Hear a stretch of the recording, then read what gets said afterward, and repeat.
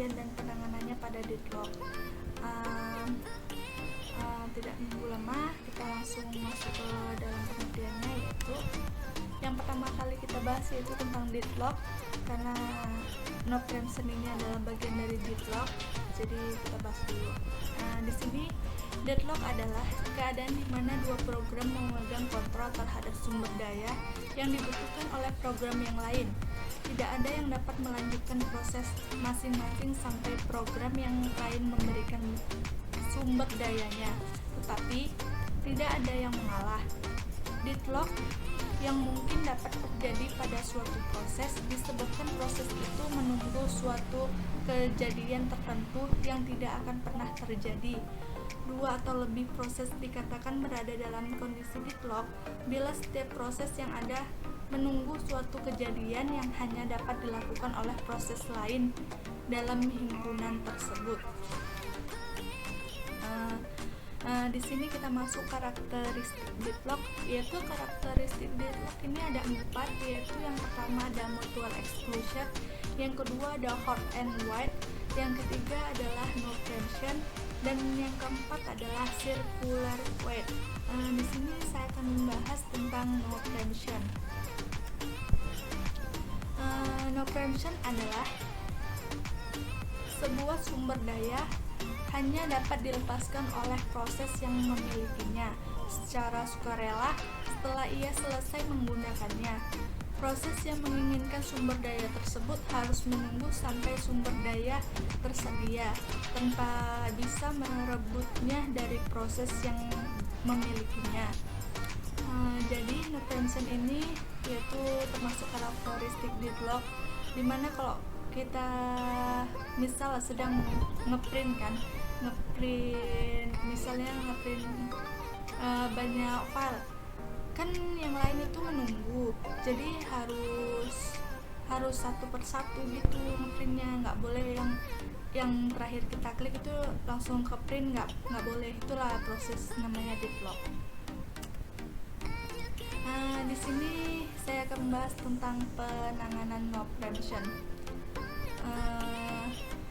Pencegahan kondisi ini dengan cara membolehkan terjadinya preemption. Maksudnya, bila ada proses yang sedang memiliki sumber daya yang ini dan ingin mendapatkan sumber daya tambahan namun tidak bisa langsung dialokasikan, maka akan preempted. Sumber daya yang dimiliki proses tadi akan diberikan pada proses lain yang membutuhkan dan sedang menunggu. Proses akan mengulang kembali eksekusinya setelah mendapat semua sumber daya yang dibutuhkan, termasuk sumber daya yang dimintanya terakhir. Jadi penanganannya seperti itu. Selanjutnya saya akan membahas tentang, ini kan penanganannya, tadi kan saya membahas tentang no preemption dan cara penanganannya. Di sini cuma saya jelaskan cara pencegahannya. Di sini saya akan bahas penanganan di deadlock itu sendiri. Yang pertama ada pengabaian, yang kedua ada pencegahan, yang ketiga ada penghindaran, dan yang keempat ada pendeteksian dan pemulihan.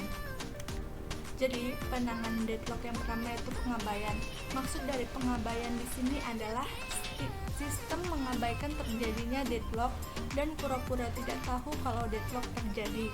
Dalam penanganan dengan cara ini dikenal istilah ostrich algoritma.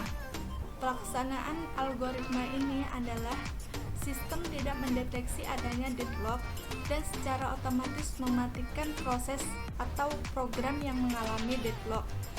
Kebanyakan sistem operasi yang ada mengadaptasi cara ini untuk menangani keadaan deadlock. Cara penanganannya dengan mengabaikan deadlock banyak dipilih karena kasus deadlock tersebut jarang terjadi dan relatif rumit untuk kompleks yang diselesaikan. Yang kedua yaitu ada pencegahan. Penanganan ini dengan cara mencegah terjadinya salah satu karakteristik deadlock. Penanganan ini dilaksanakan pada saat deadlock belum terjadi pada sistem. Intinya, memastikan agar sistem tidak akan pernah berada pada kondisi deadlock. Akan dibahas secara lebih lanjut di bagian yang ketiga. Yaitu yang ketiga adalah penghindaran. Menghindari keadaan deadlock, bagian yang perlu diperhatikan oleh pembaca adalah bahwa antara pencegahan dan penghindaran adalah dua hal yang berbeda. Pencegahan lebih kepada mencegah salah satu dari 4 karakteristik deadlock terjadi, sehingga deadlock pun tidak terjadi. Sedangkan penghindaran adalah memprediksi apakah tindakan yang diambil sistem dalam kaitannya dengan permintaan proses akan sumber daya dapat mengakibatkan terjadinya deadlock. Selanjutnya kita bahas ke bagian yang terakhir, yaitu pendeteksian dan pemulihan. Pada sistem yang berada pada kondisi deadlock, tindakan yang harus diambil adalah tindakan yang bersifat represif. Tindakan tersebut adalah dengan mendeteksi adanya deadlock, kemudian memulihkan kembali sistem. Proses pendeteksian akan menghasilkan deadlock atau tidak, serta proses mana yang mengalami deadlock. Itulah tadi penanganan dari deadlock. Terima kasih, sekian dari video dari saya. Terima kasih yang sudah menonton. Mudah-mudahan bermanfaat. Apabila saya ada kurangnya, saya mohon maaf. Selamat menunaikan ibadah bulan puasa. Assalamualaikum warahmatullahi wabarakatuh.